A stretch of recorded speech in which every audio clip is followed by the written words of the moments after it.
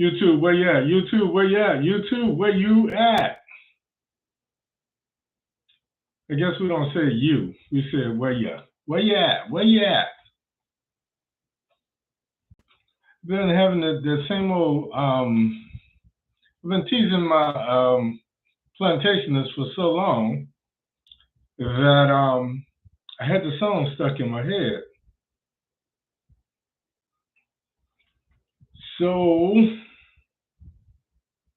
what's up, people? How y'all doing? What?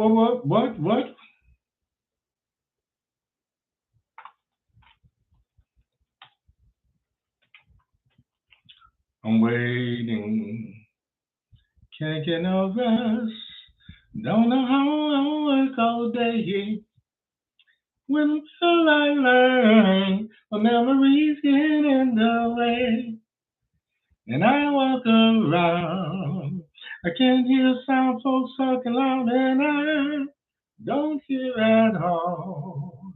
I gotta get away, I know nowhere to go. Where we at, people? Where you at? Where you at? Where you at? Oh, my nose itching. I should have brought me some sipages tonight in here. I really should have. I guess I'm ready to do this thing. How about you? Posted some stuff this morning.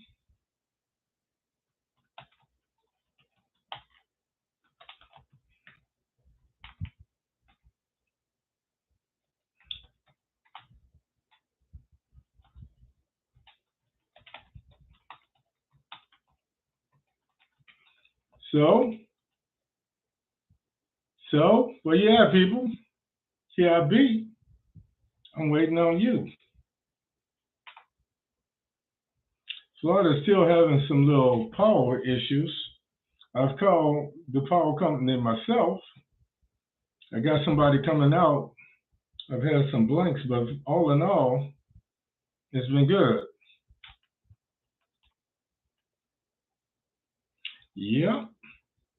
So what's up? Once you come in, you know what you need to do. Give me some thumbs up, show me some love, throw me some hearts. Where you at?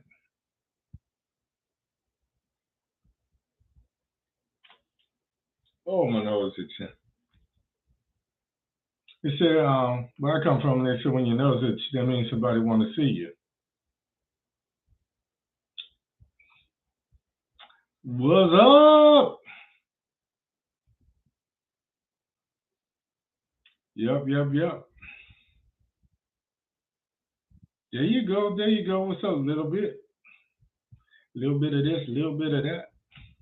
That's what's up with me. A little bit of this and a little bit of that. I think folks are just getting a little, how we say, excuse me, a little lackadaisical.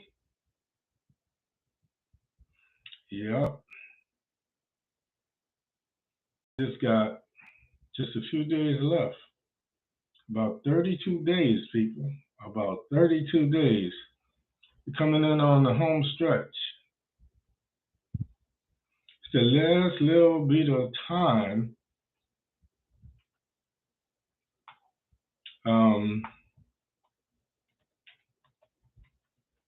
before the election.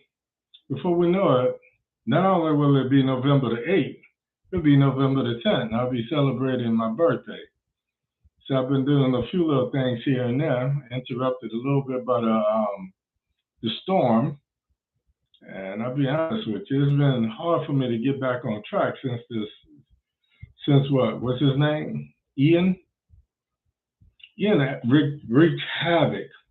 I went down to the beach yesterday, and they have these landings that go from the boardwalk with a seawall that sits, I guess, I don't know, maybe 6 or 7 feet off the beach, above the height of the beach. And they have these landings that are usually stairs that either go straight down or go to the left and right like people movers down to the water. And every one of them on Daytona Beach has been obliterated. Every one of them. Every one of them.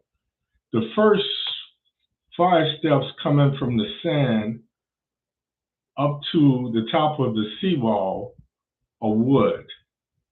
The last 5 or 6, 7 stairs, depending on where, are made of concrete and metal. All of those stairs have been completely torn apart. Ian beat up the beach so bad. As a matter of fact, you used to be able to walk along the sand underneath the pier by one of the restaurants. Now there is no sand.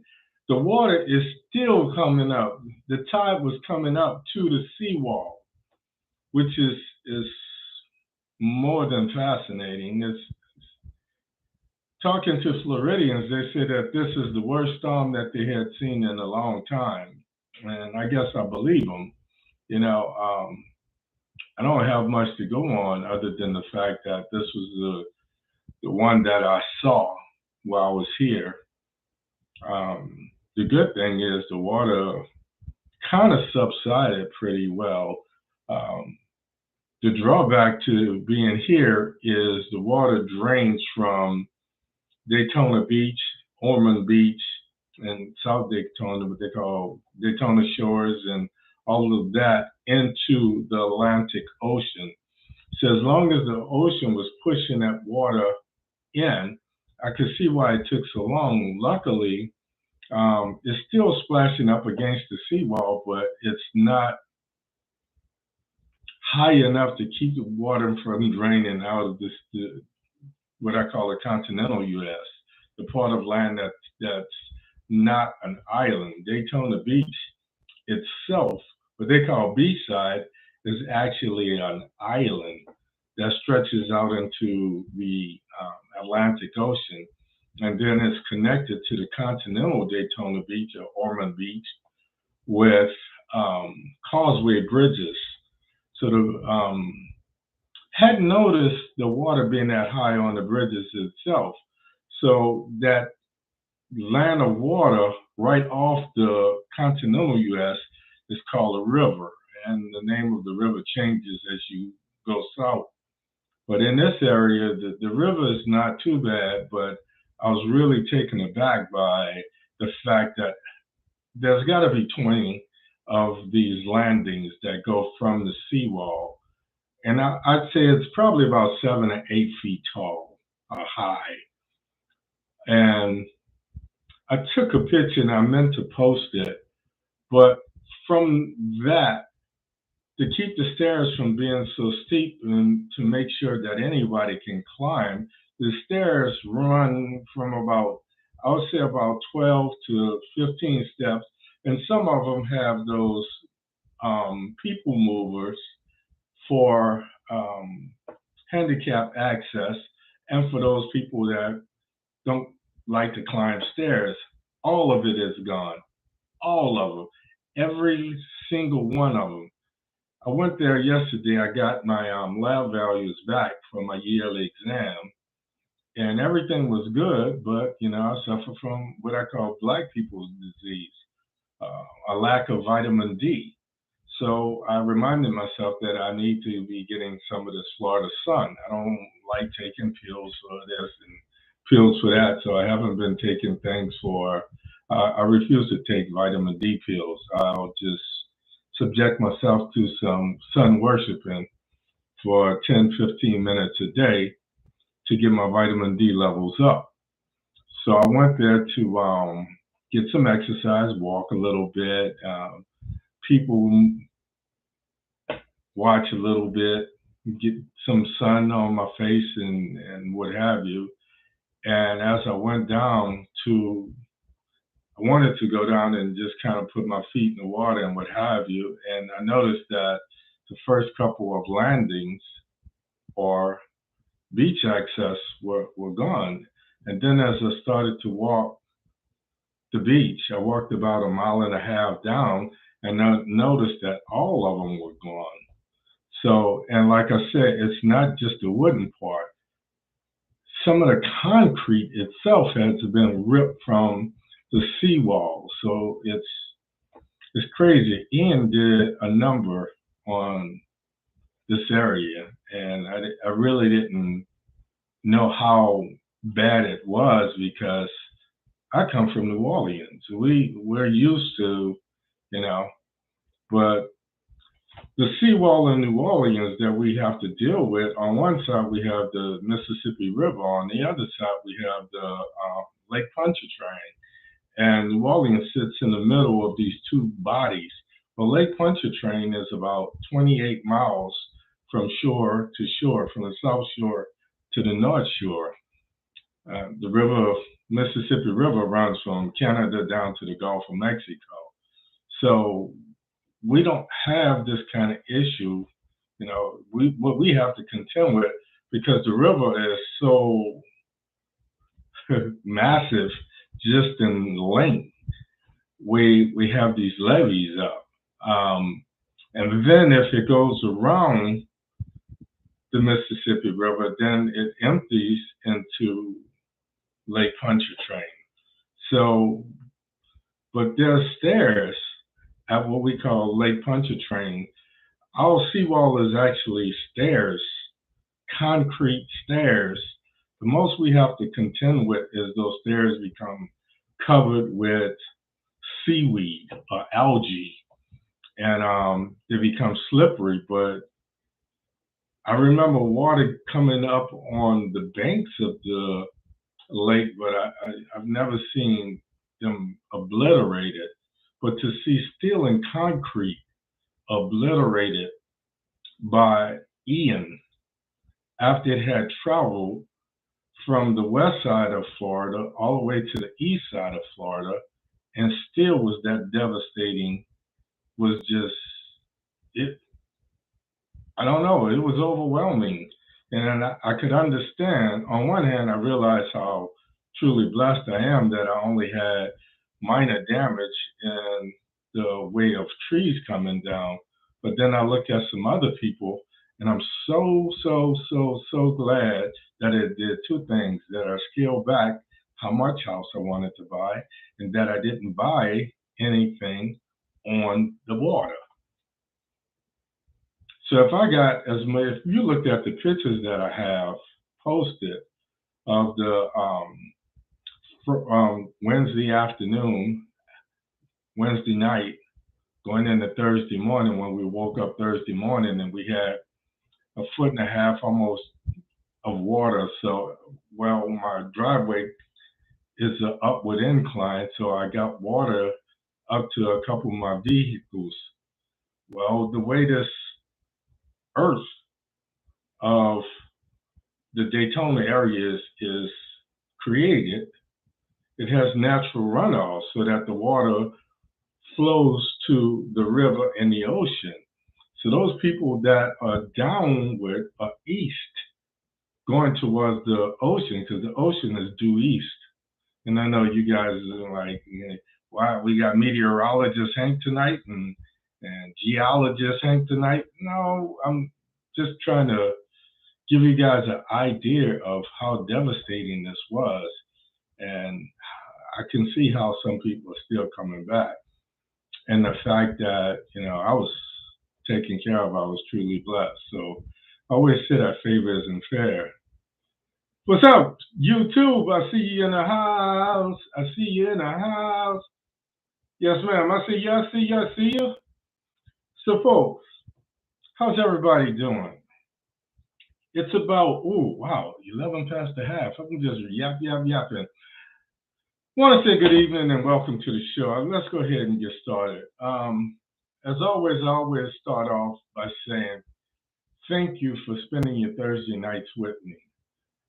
For all the things that you could be doing, or of all the things you could be doing, you choose to be here week in, week out. And for that, not only am I truly humbled, I'm moved. My name is Hank Batiste. My show is called OMITdaLOGIC. This shit makes no sense. So last week my show was canceled because I just anticipated having power issues, and we still have some blanks. You might call rolling blackouts or something like that, but it's not like a New York or LA blackout where they're scheduled and what have you. Some of this is because some people are still coming back online, and when they do that, part of the power grid, it affects another part of the power grid. So while they're restoring someone else's power, my power is temporarily interrupted. So let's just play this by ear and hope that we get through this without any problems. I didn't have a show last week. This week we got a show. I posted something very early this morning, and basically what I posted, I asked a few questions. And the thing that's been on my mind, we got about 32 days, 32 days, 32 days to the midterm elections. And I wanted to just get a feel. I wanted you guys to participate. Maybe I should have done it. I'm going to do it again. So I'm giving you heads up. I'm going to ask you again next week or this coming week. What's important to you? What's important to you? One of the things that I'm learning from these young kids is they kind of ignore the chatter, they'll ignore the propaganda, and they focus on the things that are near and dear to them. And I've had conversations with some young people, and they say, how can you defend a system that is so severely broken? And I laugh because when I was a student at Howard, and I'm working at Bethesda, I had the sheer honor of meeting people like Colin Powell and Thurgood Marshall. And Thurgood Marshall that was my Academy Award, my Tony, my everything, because when I look at all that's happening with the Supreme Court today, I said, we need somebody dynamic like a Thurgood, who's truly a public servant, to take up some of these issues that are coming before this so-called conservative, I call it a biased Supreme Court. Because when you use terms like conservative to me, I'm conservative and though I look like somebody told Amazon I was home alone and I'm just wantonly spending money, I plan my expenditures because I'm on a fixed income. But even when I was making money, I still did the same thing. I would splurge from time to time because I knew that I had money coming in. But by the same token, what I always did is I was raised to plan for a quote unquote a rainy day. So I was talking to some young people, and they say, how can you defend a system that's so severely broken? And I remember asking General Powell, Colin Powell, I said, how could you be a Republican when you're probably one of the people that they despise most? And he said, it's easier to change a system when you're part of it. And I looked at him and I was saying to myself, but you're one person. And then I did realize that there were a lot of people that admired him that might follow his lead. But then for some reasons that are beyond me, he chose not to pursue public office, even with all of that fanfare that followed him. Then when I met Thurgood Marshall, and I've told you guys this story before, so I'm not going to be redundant and tell it again because people say I'm like Uncle Remus and I tell these stories over and over. But I tell the stories over and over because some people haven't heard them. And sometimes because it just reminds me of the goodness that's in people. When I met with the Honorable Justice Marshall, he had just been, he had just removed himself from the Supreme Court. And I won't say replaced by Clarence Thomas, because I feel like nobody could fill his shoes. You know, the things that this man did, you know, Brown versus the Board of Education, Plessy v. Ferguson, and on and on and on. The things that he did was so phenomenal that we don't understand it. And what's worse, when I talk to young people, I say, you guys don't understand the sacrifices that people like Thurgood Marshall and Martin Luther King made. And to me, it's a badge of honor that I carry.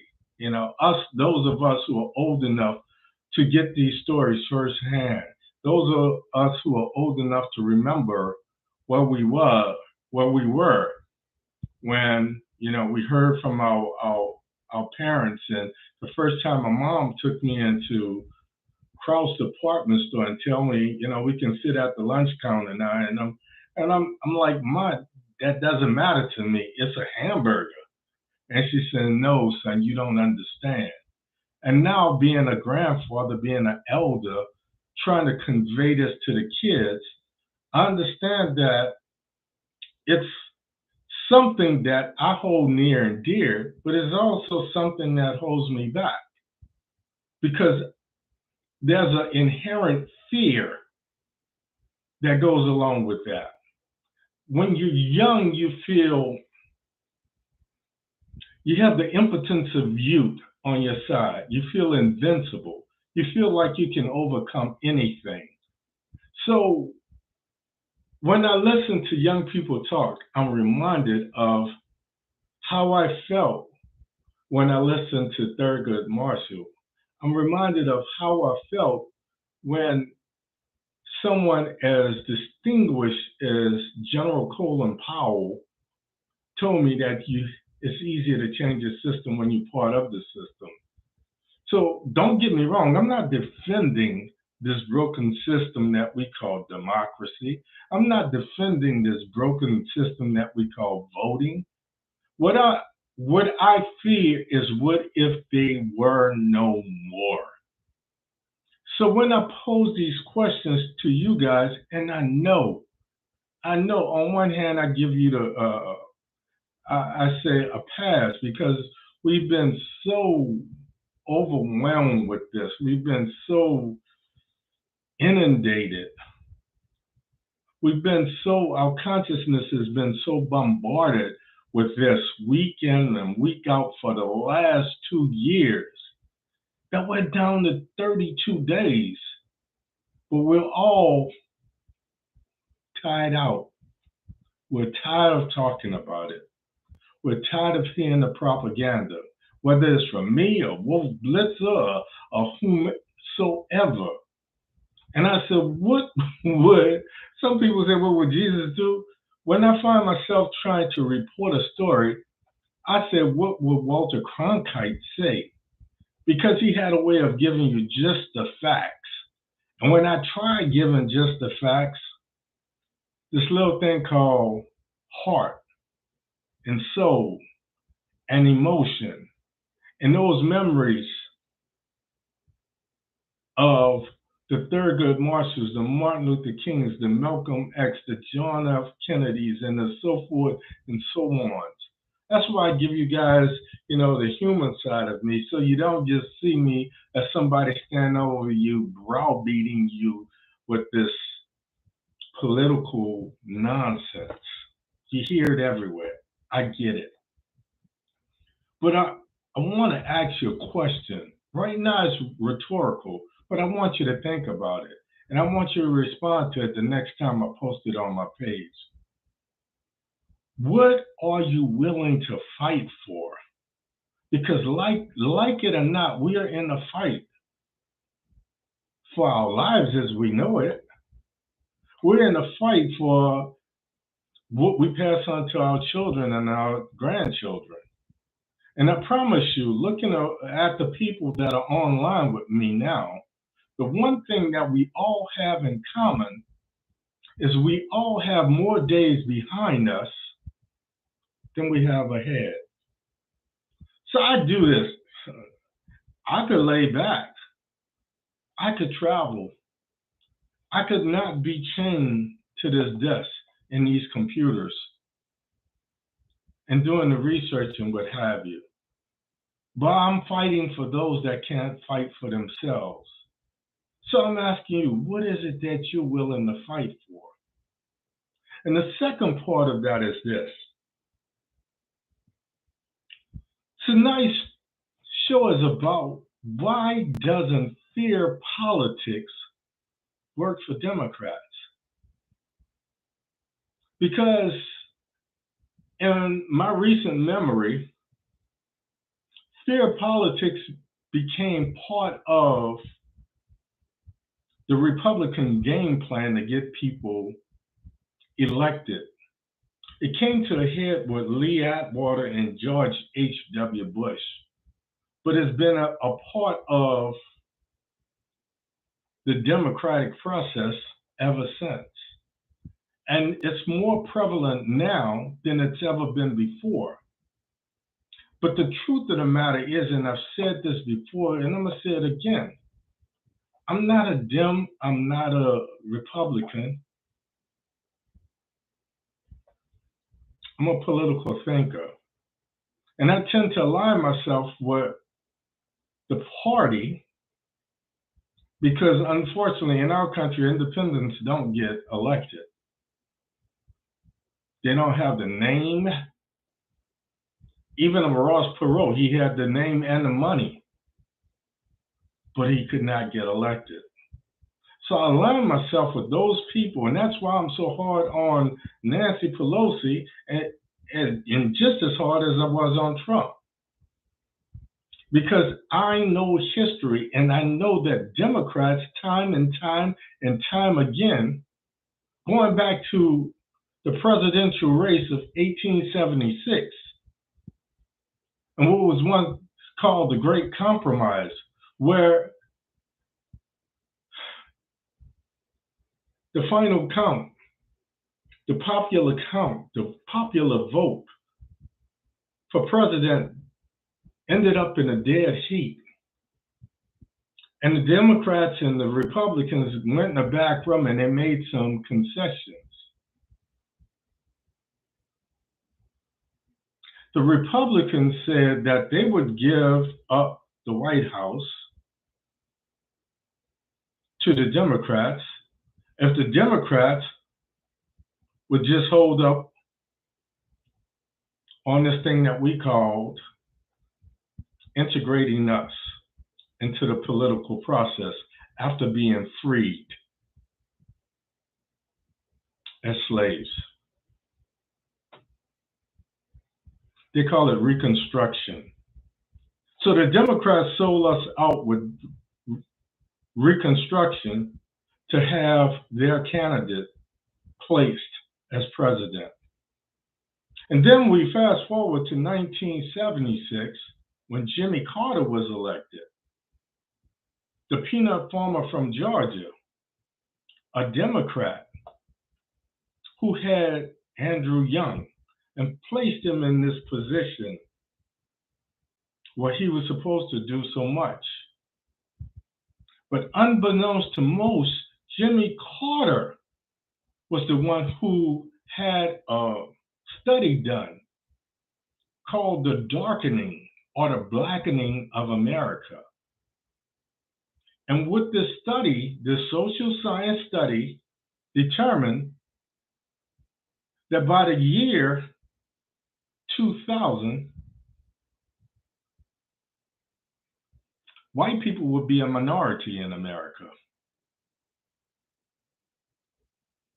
So the fear of politics didn't start with Ronald Reagan, and it really didn't start with Jimmy Carter. Because remember, Abraham Lincoln was what? A Republican. But I don't understand why the fear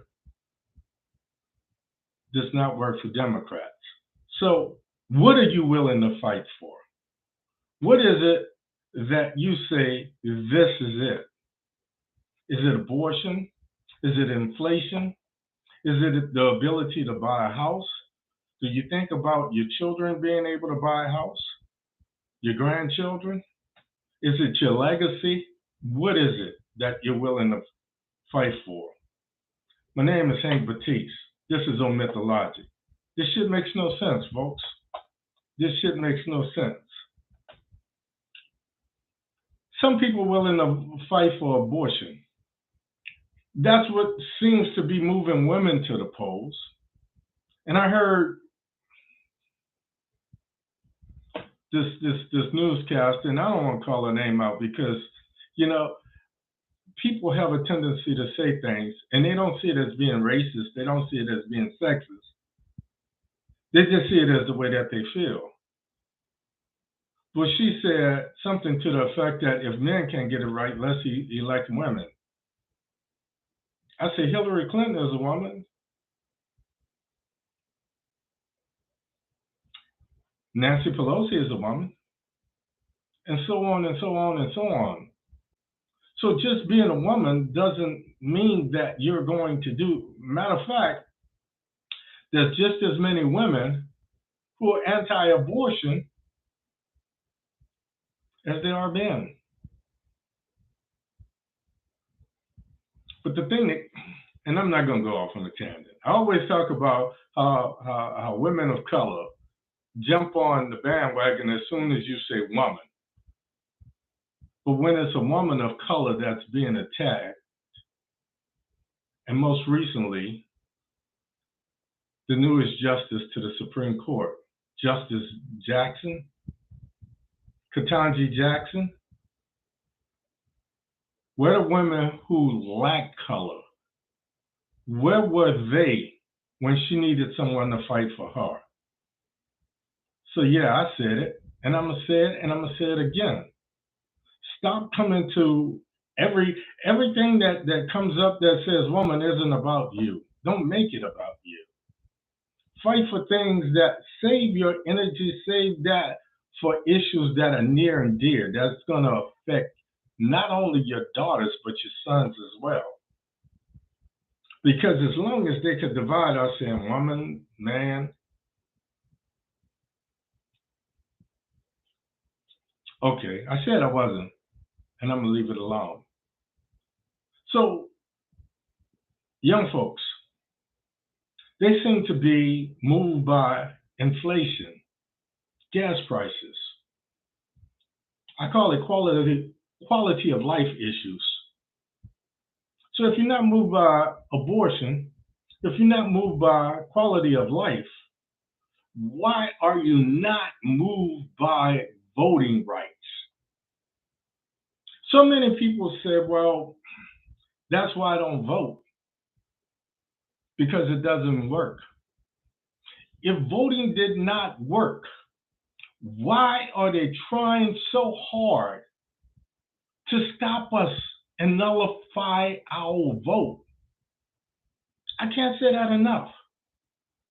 So you're not willing to fight for abortion, not willing to pick up and fight for inflation, gas prices, climate change, voting rights. What are you willing to fight for? Now that you have more days behind you than you have ahead of you, when you think about your children and your grandchildren, and eventually the children that your grandchildren are going to bear,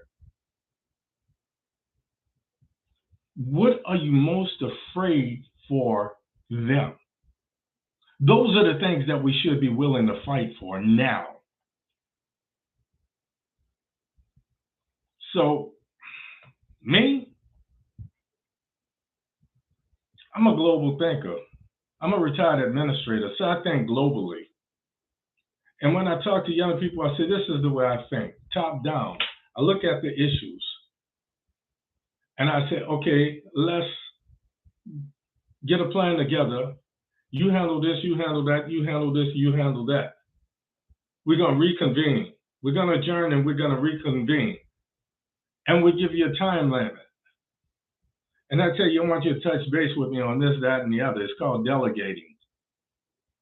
And there's a couple of people online here that's work with me. I never say people work for me because I always work with people. I was charged to lead, but I lead by empowering other people to do what they do best. You put people in the job that they're excited about, you encourage them to do their best, and you let them go. And they tend to surprise themselves on some of the things that they accomplish. That's why a lot of people that worked for me 30 years ago still keep in contact with me now, regardless of what the job that I held.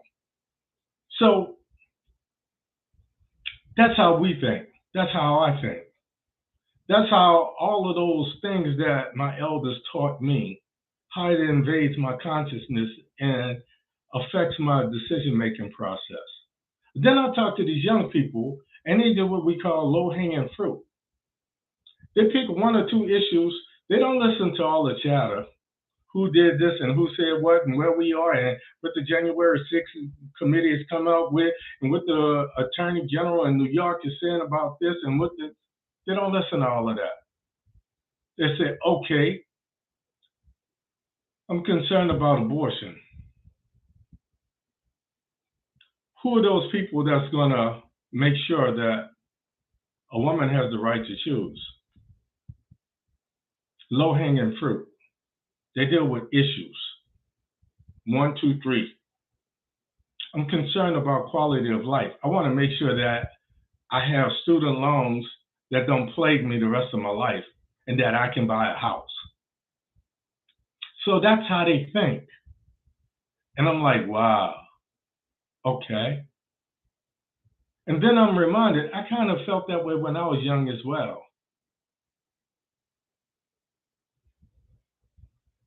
So I listened to my children more. I listened to some of my surrogate children. I listened to some of these young people. And I said, okay, we have to have a meeting of the minds. How do we incorporate,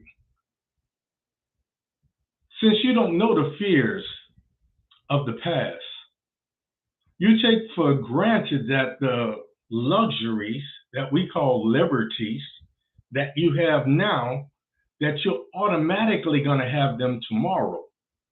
And you only worry about them when somebody takes them away.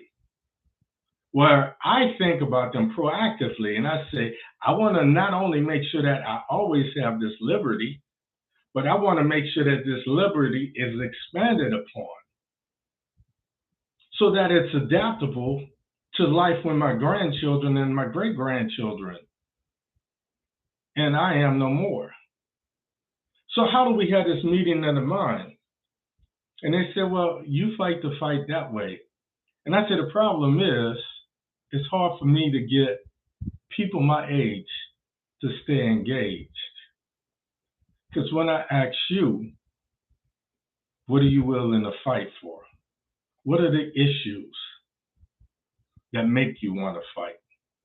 When I ask you, why doesn't fear, these fear campaigns, this fear propaganda, why doesn't it work for Democrats? And why does it work so easily for Republicans? See, it's easy to answer the other part. It works so well for Republicans because it's like Public Enemy said, fear of a black planet. Just like Jimmy Carter, they fear the darkening, the blackening of America. So that's their fear. That's what forces them to stay engaged. What I feel? I fear those liberties that we take for granted being taken away. But even more so, I fear not being relevant. See, because I'm going to say this and then I'm gone. I am a heterosexual, straight black man. Now, I'm not going to qualify my statement by saying I have gay friends and I have this and I have that. I said what I said. I am a straight heterosexual black man. And when I look at the numbers, when I look at the number of black women who are fighting for issues that are not just for them, that react, as I said before, every time you say woman, they put on a shield and grab a sword, and they're ready to duel to the death. But when you talk about voting, unfortunately, we don't fight until somebody says it's popular. Then we want to wear a t-shirt that said Black Lives Matter. If we fight to make sure that we are always relevant, if we fight to make sure that this place, that my Indian grandfather and my slave grandfather lost a sacrifice, blood, sweat, and tears for, then we'll always be relevant. And our children's children and their children's children will have a place in this melting pot that we call America. To hell with democracy. When they said we the people in order to form a more perfect union, they call me 3/5 of a man. So I understand, young brother, young sister, young person. I understand your argument when you said I'm fighting for a system that never factored me into the equation. No, I'm not fighting for the system. I'm fighting to make the system, as broken as it is, work for me. That's all I got for you tonight, folks. When I post it on my page, do me a favor, respond to it. Think about it for a minute. What is it you're willing to fight for? What is it you want to make sure that special something, that X factor, that je ne sais quoi, that something that you want to make sure is here long after you are, so that your children's children and their children's children will have these things that we take for granted. That's all I got for you tonight. Do me a favor. Go to my YouTube. Sign up. Go to my YouTube. Sign up. Do me that favor, please. November 10th is my birthday. Handsome old dude. Be kicking 63 in the butt. And all I want for my birthday is for y'all to go to YouTube and sign up and pass this message on, because this is the stuff that should be going viral. Not this leg shaking, making R. Kelly rapist ass richer and richer. So every time I see this video, I'm saying, lady, if you're sexy, shaking your ass to R. Kelly, okay, I'm done. This is the stuff that should be going viral, folks. This means something. See you next week, same place, same Baptiste time, same Baptiste place. My name is Hank Batiste. This is OMITdaLOGIC. This shit makes no sense, but we're going to make it make sense every week. Thank you for tuning in. As always, important, I wish you love. I wish you peace. And like your man, hair grease. I'm out of here, people. Good night. Love you much. Ain't a damn thing you can do about it.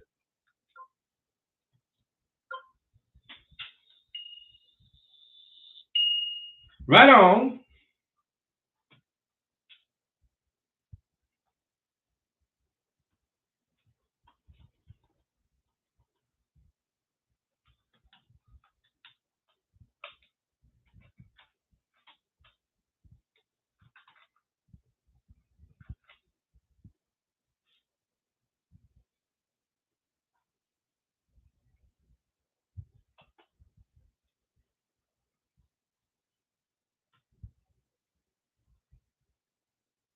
Good night, good night, good night.